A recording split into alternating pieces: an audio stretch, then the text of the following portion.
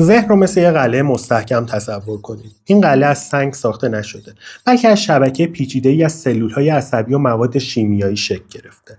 من یا همون ایگو حاکم این قلعه است.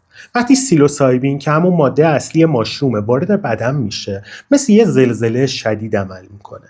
این مولکول به گیرنده‌های سروتونین که مسئول خلق و خو و ادراک ماست میچسبه و شبکه پیش‌فرض مغز رو مختل میکنه.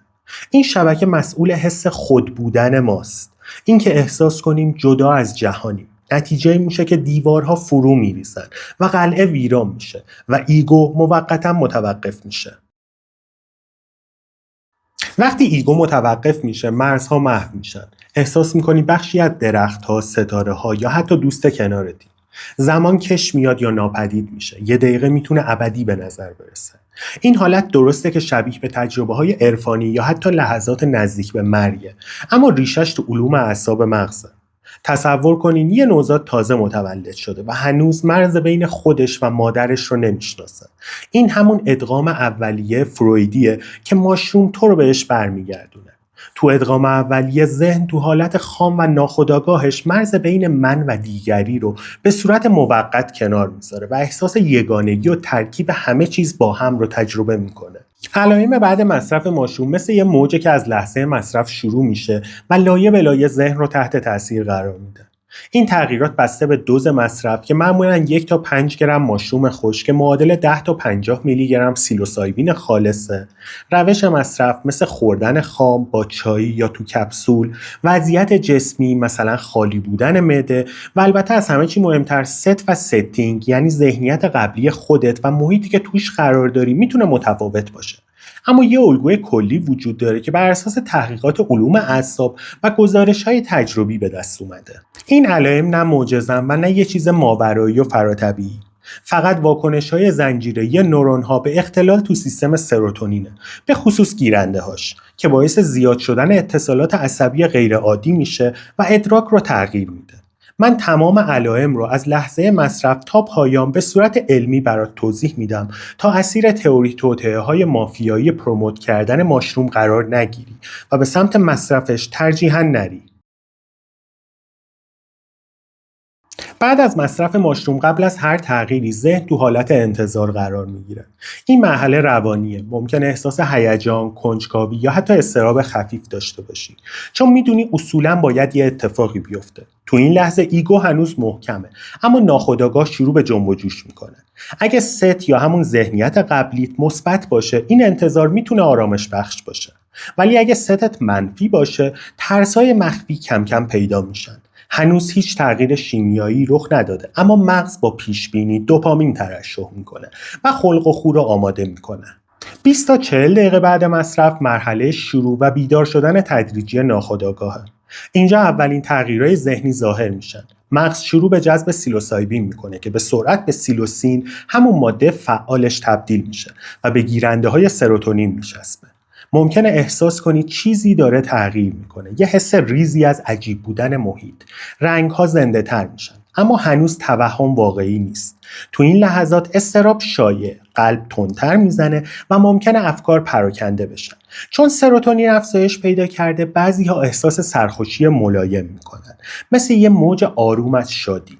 اگه دوز کم باشه، این مرحله ممکنه طولانی تر بشه، مثلا تا 1 ساعت طول بکشه و مثل یه بالا اومدن آهسته احساس بشه. افکار هم به تدریج خلاقانه تر میشن، اما هنوز مرزها محون. 40 تا 60 دقیقه بعد مصرف مرحله صعود و ورود به دنیای درونی شروع میشه. حالا سیلوسایبین کاملا جذب شده و شبکه پیش‌فرض مغز رو مختل کرده و تحریف ادراک آغاز شده. زمان کندتر میشه. 1 دقیقه مثل 5 دقیقه احساس میشه. چون بخشایی از مغز مثل هیپوکامپ که مسئول حافظه و زمانه تحت تاثیر قرار میگیره. احساس ادغام اولیه ظاهر میشه و مرز بین خودت و محیط کم رنگ میشه. مثلا احساس میکنی دستت بخشی از مبله. افکار هم عمیق‌تر میشن. ممکنه یهویی به مسائل زندگیت فکر کنی، اما با یه نگاه جدید و متفاوت. اضطراب هم ممکنه اوج بگیره، به خصوص اگه ستت بد باشه و تبدیل به بدتریپ اولیه اولیه بشه. یعنی همون ترس از دست دادن کنترل، بدبینی اینکه یه چیزی اشتباهه یا حتی فلش بک به خاطرات منفی گذشته. اما اگه ستت مثبت باشه، سرخوشی زیاد میشه، حس عشق به همه چیز، مثل اینکه جهان زیباتره. این مرحله ورود به ناخودآگاه جمعی هم هست. کهن الگوها شروع به ظاهر شدن میکنن، مثل دیدن الگوهای هندسی که مغز به خاطر تقویت سیگنال‌های بینایی تولید میکنه که در واقع نماد ماندالا یا همون کمالن. ماندالاها دایره‌های نمادین هستند که برای تمرکز روی خود و جستجو تو درون انسان طراحی شدن. 1 تا 2 ساعت بعد مصرف مرحله اوجگیری و فروپاشی تدریجی ایگوه. کم کم سفر اصلی شروع میشه. ایگو شروع به ضعیف شدن میکنه. حس من کم رنگ میشه و احساس میکنی با کیهان یکی شدی. توهماتت قوی تر میشن. الگوهای بصری پیچیده دیده میشن، مثل چرخش رنگ‌ها یا دیدن موجودات خیالی.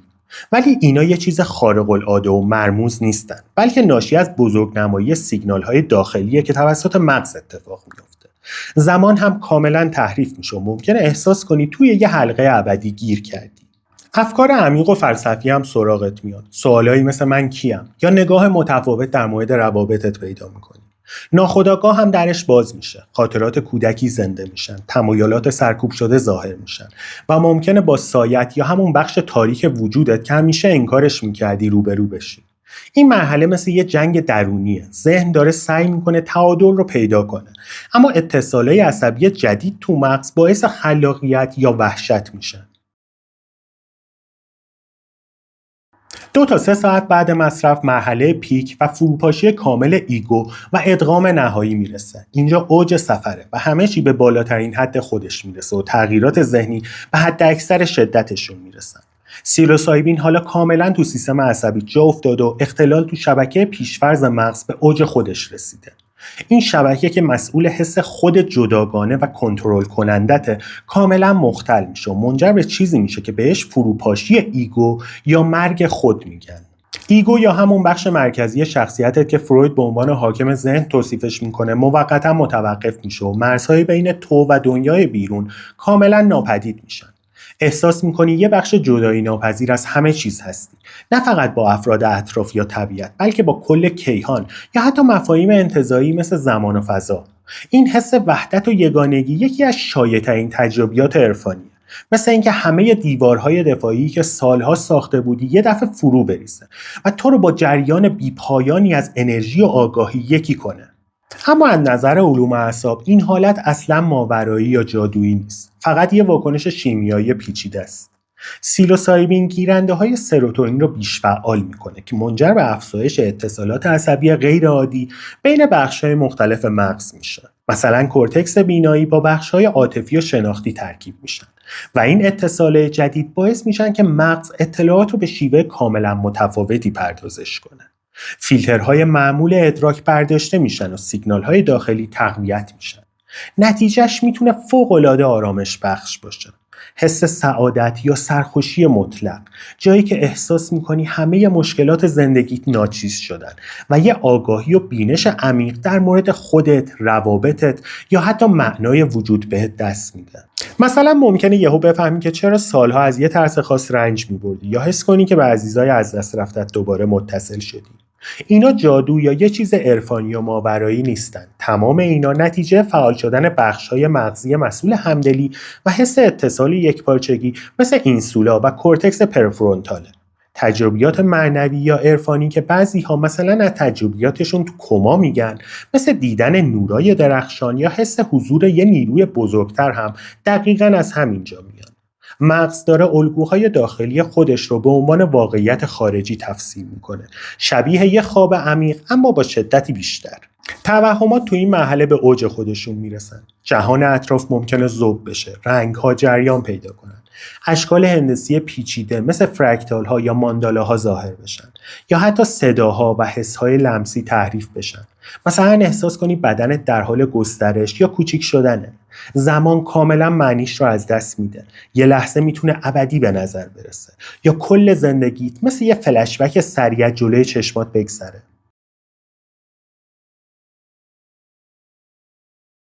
3 تا 4 ساعت بعد مصرف مرحله فرود و بازگشت تدریجی به واقعیت شروع میشه. تو این مرحله سطح ماده فعال تو خون و مغز به تدریج کاهش پیدا میکنه.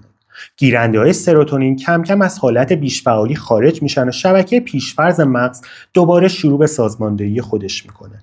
ایگو حالا آروم آروم پیداش میشه و سعی میکنه دوباره کنترل رو به دست بگیره. از نظر ذهنی بازگشت تدریجی من اتفاق میفته. حس خود جداگانه کم کم برمیگرده و دیگه احساس نمیکنی بخشی از درخت‌ها یا کیهانی. دوباره میفهمی که من اینجام و تو اونجایی. این بازگشت معمولا با یه حس عجیب همراهه. انگار از یه خواب عمیق بیدار شدی یا نمیدونی دقیقاً کجایی. ایگو هنوز شکننده است. مثل یه قلعه که دیوارش تازه ریخته شده و حالا داره با آجرهای جدید ساخته میشه. از نظر عصبی کاهش فعالیت تو بخشایی از مغز مثل آمیگدال که مسئول ترس و احساساته و کورتکس پیشانی که مسئول کنترل شناختیه اجازه میده اتصالهای عصبی جدید تثبیت بشن و مغز شروع به پردازش و تجربیات کنه. البته بدون اون شدت اولیه. کم شدن توهم یکی از اصلی ترین تغییرهای این مرحله است. الگوهای هندسی، رنگ‌های زنده، نفس کشیدن دیوارا کم کم محو میشن. البته اولش ممکنه هنوز فلشه کوتاهی از رنگ یا حرکت ببینی، اما شدتشون خیلی کمتره. زمان دوباره معنیدار میشه و دیگه یه دقیقه ابدی نیست. ساعت دوباره تیک تاک میکنه و این بازگشت به واقعیت عادی بعضی وقتا با حس دلتنگی همراهه. انگار از یه دنیای رنگارنگ و پرمعنا برگشتی به یه دنیای خاکستری، اما با چشمایی بازتر. احساسای دوگانه توی این مرحله خیلی شایعه. اگه تریپت مثبت بوده، یه حس عمیق از سپاسگزاری یا تولد دوباره سراغت میاد و احساس می‌کنی تازه متولد شدی. مشکلات زندگیت کوچیک‌تر به نظر میرسن و یه آرامش درونی داری که انگار سالها دنبالش بودی. ممکنه به دوستات، خانوادت یا حتی به خودت عشق عمیقی حس کنی. این حس‌ها از آزادسازی انرژی روانی که قبلا صرف سرکوب سایت میشد و حالا برای ارتباط و رشد آزاد شده به دست میاد. ولی اگه تریپت منفی باشه، حس آرامش از پایان سراغت میاد. خدا رو شکر تموم شد. این آرامش با خستگی عمیق و شاید شرم یا ترس همراه باشه. چرا اینقدر وحشت کردم؟ نکنه دیوونه شدم. اضطراب هم ممکنه برگرده، اما دیگه اون شدت قبل رو نداره. آگاهی جدیدت هنوز فعاله و مغزت پر از اتصالای عصبی جدید شده. مثلا ممکنه یهو بفهمی چرا همیشه از تعهد میترسیدی یا چرا با پدرت مشکل داشتی. اما نکته خیلی مهم اینه که این آگاهی ها هنوز خامن و نیاز به ادغام دارن. خیلی ها تو این مرحله شروع به نوشتن، نقاشی یا صحبت با روانکاو میکنن تا این آگاهی ها رو تثبیت کنن. حتی وقتی توهماتت کاملا از بین رفتن، جهان هنوز یکم متفاوته. رنگ‌ها زنده‌تر، صداها واضح‌تر و احساسات عمیق‌تر هستن. این حالت میتونه تا چند روز ادامه داشته باشه. از نظر یونگ این مرحله‌ایه که خیشتن یا سلف داره سعی میکنه با ایگو آشتی کنه. یه فرصت طلایی برای رشد شخصیتی که اگه ازش استفاده کنی میتونه پایه تغییرات بلند مدت بشه. ولی خطرهای این مرحله رو اصلا نباید دست کم گرفت، چون اینجا جاییه که خیلی ها برداشتشون از یه تجربه عمیق رو به یه خاطره مبهم یا حتی یه مشکل روانی جدید تبدیل میکنن. مشکلی که از همه مهمتره افسردگی بعد تریپه. این حالت وقتی پیش میاد که بعد از اون حس عظیم وحدت، سرخوشی مطلق و آگاهی کیهانی تو پیک یا همون اوج مصرف، یهو دوباره با واقعیت روزمره روبرو میشی. کار، ترافیک، گرونی، روابط پوچ و همه چیزایی که قبلا مهم بودن و حالا بی‌معنی به نظر میرسن. مغزت تازه تجربه کرده که چقدر میتونه زیاد باشه و حالا که برگشتی به حالت عادی احساس میکنی یه چیزی گم کردی. این دقیقا مثل کسی که از یه سفر رویایی برگشته و حالا خونه براش تنگ و خسته کننده به نظر میرسه. از نظر علوم اعصاب این افسردگی به خاطر افت ناگهانی سروتونین بعد از پیک و تغییر تو تنظیم دوپامین رخ میده. مغزت تو اون چند ساعت انقدر دوپامین و اندورفین ترشح کرده که حالا دچار یه نوع خماری روانی شده. شبیه حالتی که بعد از یه کنسرت بزرگ یا یه سکس شدید رخ میده. اما از دید روانکاوی این افسردگی یه پیام ناخودآگاهه. تو دیگه نمیتونی به زندگی قبلی برگردی بدون اینکه چیزی رو تغییر بدی. اگه این پیام رو نبینی ممکنه توی چرخه معیوب بیفتی. تمایل به تکرار تجربه بدون ادغام مثل اینه که بخوای با پای شکسته دوباره به قله صعود کنی. این تکرار بدون هدف نه تنها اثر درمانی رو از بین میبره، بلکه میتونه منجر به وابستگی روانی بشه. جایی که فرد به جای رشد فقط دنبال حس خوب میگرده و در نهایت خسته تر و پوچ تر میشه.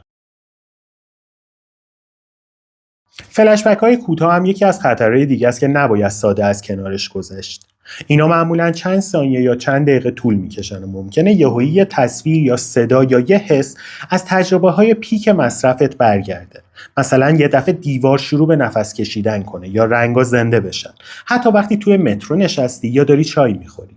یادت باشه تو به کائنات وصل نشدی. این واکنش کاملا نوروبیولوژیکه و به خاطر تغییرهای موقتی مدارهای عصبی مثل کورتکس بینایی رخ میده که هنوز به حالت پایه برنگشته.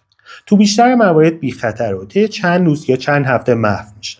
اما اگه زیاد تکرار بشه یا با اضطراب شدید همراه باشه، میتونه نشونه HPPD خفیف یا همون اختلال ادراک پایدار هالوسینوژن باشه که نیاز به پیگیری جدی داره. اضطراب ادغام هم یکی از شایع‌ترین چالش‌هاست. ترس از اینکه اگه نتونم این تجربه رو تو زندگیم جا بدم چی؟ یا اگه همه اینا فقط یه توهم بوده. این اضطراب از تضاد بین ایگو و خیشتن ناشی میشه. ایگو داره سعی میکنه دوباره کنترل رو دستش بگیره، اما خیشتن که تو پیک مصرف بیدار شده نمیذاره همه چیز مثل قبل بمونه. این تضاد اگه مدیریت نشه میتونه باعث سردرگمی، بیخوابی یا حتی حملات پنیک بشه. در واقع ماشروم فقط میتونه یه در رو باز کنه. کار اصلی بعد از بسته شدن در شروع میشه. اون بینشی که تو پیک بهت دست میده، مثلا درک ریشه ترس از صمیمیت یا حس گناه قدیمی از دوره کودکی، مثل دونه های خامن. اگه بکاریشون رشد میکنن، اما اگه ولشون کنی خشک میشن. یه روانکاو مثل یه باغبونه که کمکت میکنه این دونه ها رو تو خاک زندگیت بکاری. تو جلسات ادغام تحلیل نمادین تجربیاتت انجام میشه. مثلا اون هیولایی که تو پیک دیدی ممکنه نماد سایت باشه، نه یه موجود واقعی. اتصال به زندگی واقعی هم برقرار میشه. مثلا اگه فهمیدی چرا همیشه از موفقیت میترسیدی، درمانگر کمکت میکنه برنامه عملی برای تغییر الگوات بذاری. بدون کمک حرفه‌ای خیلی‌ها آگاهیشون رو فراموش میکنن. در نهایت فقط یه داستان جالب برای تعریف کردن به دوستا براشون باقی میمونه. اما با ادغام درست، با کمک روانکاو، این تجربه میتونه به یه نقطه عطف تو زندگی تبدیل بشه. 4 تا 6 ساعت بعد مصرف مرحله پایان و ریکاوری اولیه است. اثرات اصلی تموم میشن و ذهن به حالت عادی برمیگرده. اما ممکنه احساس گیجی یا سرخوشی باقی مونده داشته باشی. افکار هنوز خلاقانن، اما کنترل کم کم برمیگرده. این مرحله برای تفکر خیلی مناسبه و نوشتن تجربیاتت کمکت میکنه. ذهن ممکنه تا چند روز تازه و فرش بمونه. کاهش اضطراب، افزایش همدلی یا خلاقیت بیشتر، چون سیلوسایبین اتصالات عصبی رو تقویت کرده. اما تو بعضیا این دوره با افسردگی خفیف یا فلشبک هم ممکنه ظاهر بشه. تجربه ماشروم مثل یه سکه دوروئه که اغلب فقط روی جذابش تبلیغ میشه. آرامش، سرخوشی و بینش فلسفی که انگار زندگیت رو متحول میکنه. اما واقعیت تلخه. ماشروم یه روی دیگه ترسناک هم داره که با ترس‌های عمیق، گیجی و حتی آسیب‌های دائمی همراهه که کمتر بهش اشاره میشه. یادت باشه ماشروم بیش حسد و اغراق‌آمیز به عنوان کلید آگاهی و معجزه بهبود روان فروخته شده، در حالی که در اصل فقط یه ماده شیمیایی قدرتمنده که میتونه مغز رو تا مرز فروپاشی ببره. 2 تا عامل کلیدی تعیین کننده برای تجربت با ماشروم، ست و ستینگه.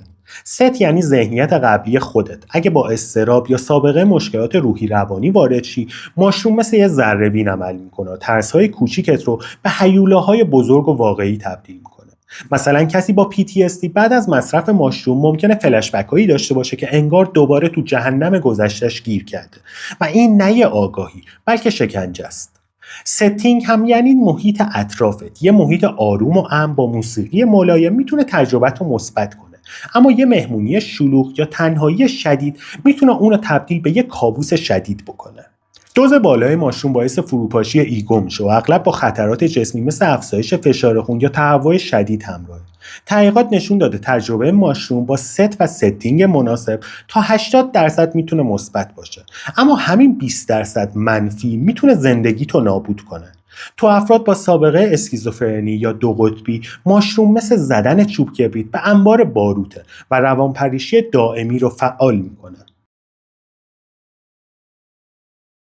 تو سالهای اخیر ماشروم به عنوان انقلاب درمانی تبلیغ شده، از افسردگی تا PTSD. اما این تبلیغات اغلب اغراق‌آمیزن و خطرات رو کم رنگ میکنن. مثلا تو درمان افسردگی مقاوم سیلوسایبین میتونه شبکه‌های مغزی رو ریست کنه و الگوهای منفی رو بشکنه. اما این ریست همیشه مثبت نیست. بعضی وقتا اتصالات جدید به جای آرامش اضطراب بیشتری میسازن. ماشروم برای PTSD میتونه کمک کنه خاطرات رو پردازش کنی، اما بدون نظارت میتونه تروما رو تشدید کنه. مطالعات نشون میده که اضطراب مرگ تو بیماری سرطانی با مصرف ماشروم کاهش پیدا میکنه.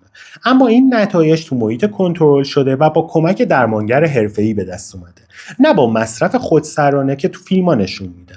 ماشروم مثل یه جلسه تحلیل فوق‌العاده سریع روانکاویه، اما فروید هشدار داده که کاوش ناخودآگاه بدون آمادگی خیلی خطرناکه. ماشروم اصلا بی خطر نیست. امن بودن این ماده یه دروغ بزرگه. علاوه بر علائم جسمی مثل تهوع شدید، افزایش ضربان قلب که برای افراد با مشکلات قلبی کشنده است و سردردهای میگرنی، خطرات روانی مثل کابوس‌های ادامه دار هم وجود داره.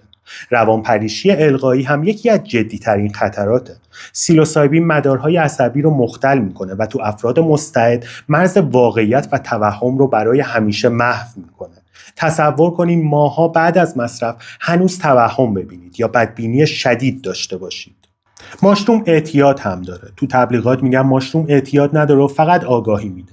اما هیچکس نمیگه که اغلب افراد معتاد به همون حس موقت آگاهی میشن و مدام تکرار میکنن تا به آگاهی بیشتری برسن که در نهایت منجر به گیجی دائمی، افسردگی شدید یا تورم ایگو یونگی میشه. همون احساس خدا بودن که با سقوط عاطفی همراهه. مطالعات نشون میدن تا 15% مصرف کننده های ماشروم دچار HPPD میشن، جایی که توهمات ماه‌ها یا حتی سال‌ها ادامه داره و زندگی روزمره رو نابود میکنه. یونگ میگه مواد روانگردان فقط یه ابزارن، نه راه حل. و فروید هم بعد از امتحان LSD گفت که درهای ادراک رو باز میکنه، اما باید مراقب باشیم چی وارد اون میشه. ما وظیفه داریم با پروموت کردن ماشروم مقابله کنیم. ماشروم به عنوان کلید آگاهی کیهانی و معجزه‌ای برای روان فروخته میشه، اما این یه توهمه. ماشروم فقط یه ماده شیمیاییه که میتونه مفید باشه، اما با خطرهای زیادی هم همراهه. در پایان من براتون یه لیست کامل از باورهای غلط شایع رو آماده کردم که هر جایی شنیدینشون بدونین اون محتوا اشتباهه و گوینده شاید یه سود از گفتن این مطالب میبره. ماشروم طبیعیه، پس کاملا بی خطره. خیلی اشتباهه. طبیعی بودن تضمین ایمنی نیست. سموم کشاورزی هم طبیعی‌اند اما کشندن. ماشروم میتونه فشار خون رو بالا ببره، روانپریشی ایجاد کنه و حتی تو افراد سالم آسیب دائمی بزنه. یه تریپ ماشروم همه مشکلات روانی رو حل میکنه. اشتباهه. بدون ادغام حرفه‌ای و کمک متخصص روان، آگاهی محو میشه و ممکنه افسردگی شدیدتر هم بشه. مطالعات نشون میدن مصرف ماشروم فقط تو محیط درمانی کنترل شده میتونه مؤثر باشه. ماشروم آگاهی عمیق و پایدار میده، مثل عرفان واقعی. اشتباهه. این آگاهی نتیجه مکانیزم‌های شیمیایی موقتیه که بعدش به گیجی تبدیل میشه. رسانه‌ها با اغراق این رو به عنوان بیداری کیهانی میفروشن، اما علوم اعصاب میگه این آگاهی فقط یه اختلال سروتونینه، نه یه چیز ماورایی. ماشروم برای همه مناسبه. خیلی اشتباهه. تو افراد با سابقه اسکیزوفرنی، دو قطبی یا PTSD میتونه مثل بمب ساعتی عمل کنه و روانپریشی دائمی رو فعال کنه و برای بیماری قلبی میتونه مثل سم باشه. ماشروم جایگزین رواندرمانیه. اشتباهه. ماشروم نهایتاً میتونه مکمل رواندرمانی باشه و نه جایگزین اون. و هنوز هم توسط سازمان‌های بین‌المللی مثل FDA تایید نشده. ماشروم به تنهایی میتونه تفسیرهای غلط ایجاد کنه و وضعیت رو بدتر کنه. بد تریپ شدن کم پیش میاد و فقط برای افراد ضعیفه. خیلی اشتباهه. تا 30% تمام تجربیات ماشروم منفی هن، حتی برای افراد سالم. بدبینی، ترس مرگ و گیجی هویت میتونه ساعتها طول بکشه و اثرش حتی تا هفته‌ها بمونه و ربطی به ضعیف یا قوی بودن فرد نداره. ماشروم اعتیادآور نیست، ولی هست. خطر وابستگی روانی خیلی شدیده. افراد معتاد به حس رهایی و آگاهی کاذب میشن و مدام تکرار میکنن تا به اون حس برسن، ولی منجر به خستگی روانی و آسیب‌های بلند مدت دائمی میشن. مصرف دوز کم یا میکرودوزین کاملا امن و خلاقیت بخشه. کاملا اشتباهه. حتی دوز کم میتونه فلشبک یا اضطراب ایجاد کنه. خلاقیت ایجاد شده هم موقتیه و ریسک HPPD یا همون توهمات پایدار همیشه وجود داره. تبلیغات و مطالعات علمی همشون مثبتن، پس مشروم ریسکی نداره. اشتباهه. خیلی از مطالعات توسط شرکت‌های بزرگ حمایت میشن و خطرات رو برای افزایش سود خودشون کمرنگ میکنن. آگاهی واقعی از گزارش‌های مستقل میاد، نه هایپرسانه‌ای. همیشه آگاهانه زندگی کن. بزرگترین آگاهی شناخت خطراته. فراموش نکن ذهن بدون هیچ افزودنی مجاز و غیر مجاز قدرت رسیدن به بالاترین سطح آگاهی رو داره، با مسیر درست و تلاش مداوم. میانبرایی مثل مواد روانگردان در نهایت به یه پرتگاه برای سقوط تو تبدیل میشن. سوبر زندگی کن.